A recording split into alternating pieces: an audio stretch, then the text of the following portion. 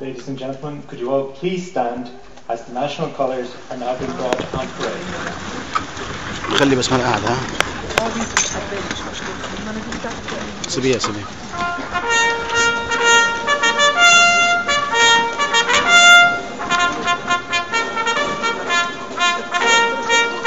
الوزير جاي دلوقتي.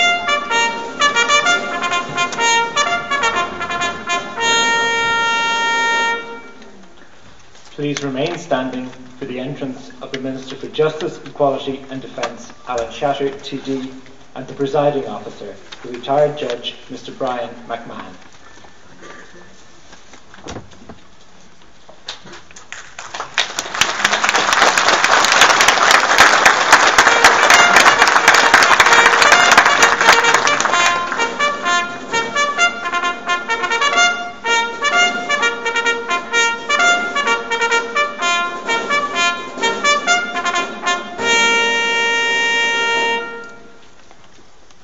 Ladies and gentlemen, please be seated.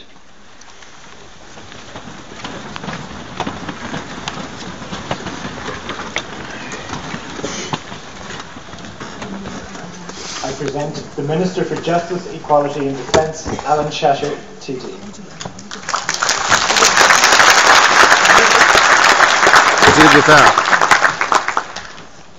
Ladies and gentlemen, good afternoon. As both participants and guests, I'm delighted to see you all here on what I know is a very special occasion. I know that the granting of Irish citizenship to so many of you here today who have come to our country from a foreign land is a major event in your life. It's a time of celebration, a rite of passage, and a moment for all of you to cherish. It's also a solemn event for this state to grant citizenship. It's particularly fitting that this citizenship ceremony is taking place in this wonderful convention centre with its iconic architecture. This appropriately reflects the importance of today's occasion for you as our newest citizens and for us as the host nation in bestowing the citizenship laws enacted by our Parliament and consider the individual circumstances of each person who seeks citizenship. It is a duty I take seriously as I am acting on behalf of all Irish people in deciding who should become an Irish citizen. Careful consideration was given to each application received, and I believe it's right that the granting of citizenship be marked by a sense of occasion that serves to underscore its importance to each of you, the person receiving it, and to us who on behalf of the Irish people grant citizenship to you. You have come to our country and you have chosen to live among us. Some of you have been waiting a long time, perhaps a very long time, for this day to arrive. Today we welcome you to our nation as its newest citizens, and we hope that you will continue to contribute to our communities, to our neighbourhood and to our society, which are now your communities, your neighbourhood and your society.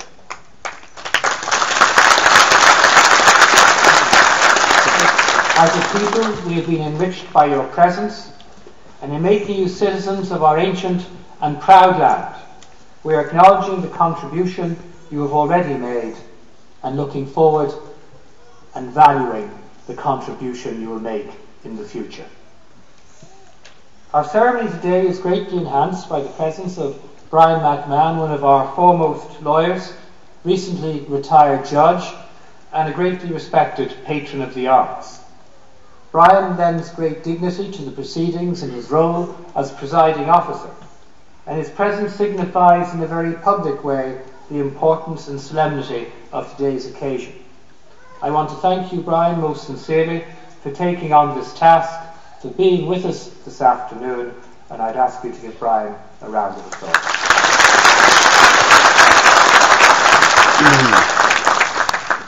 I'd also like to thank the Garda Band conducted by Inspector Pat Kelly and the Colour Party under the command of Captain Neil McMahon from the 2nd Eastern Brigade.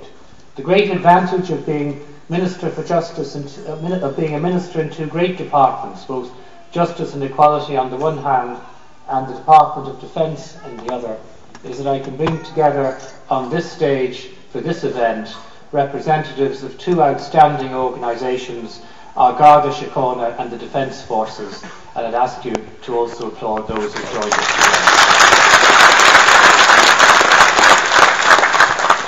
They do extraordinary work on behalf of the state, on behalf of all of us who live on this island and all of our communities and all of you, and I think it's appropriate that we recognise the work they do and that they join us for what is a great celebration in this convention centre. I also want to thank the staff of my own department, in particular the staff of the citizenship section, based in Tipperary, who have been instrumental in organising today's programme of ceremonies.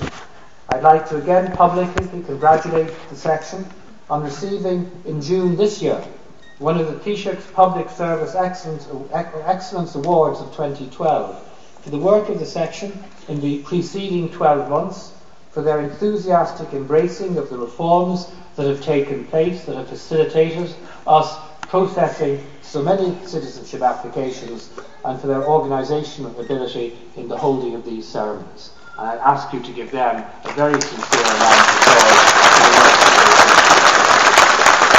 I referred earlier to the length of time that many of you here today would have waited for your applications to be processed. When the government came into office 19 months ago, the 9th of March 2011, there was an enormous backlog of approximately 22,000 citizenship applications awaiting decision. Approximately 17,000 of these have been waiting in a barely moving queue for in excess of 6 months. There was an average waiting time in excess of 2 years, but some indeed had been waiting between 3 to 4 years, and indeed a small number for a time in excess of that.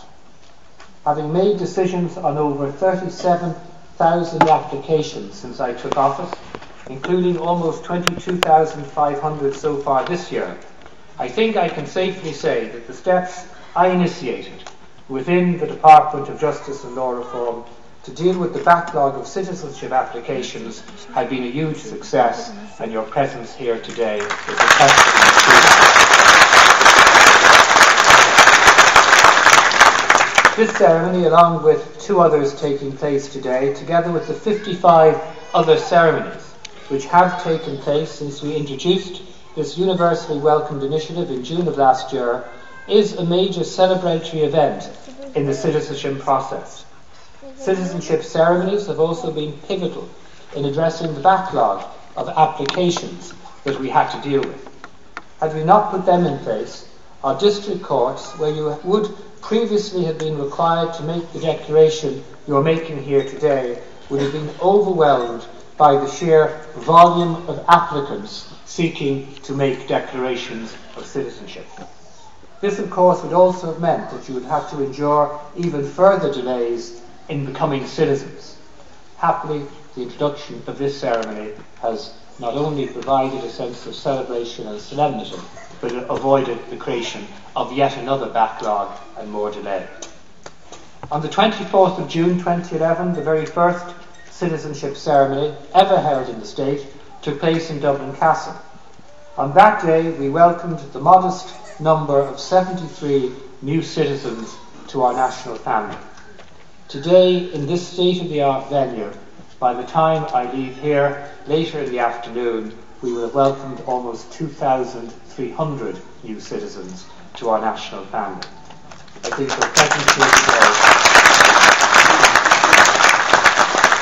your presence here today deserves and deserved that round of applause.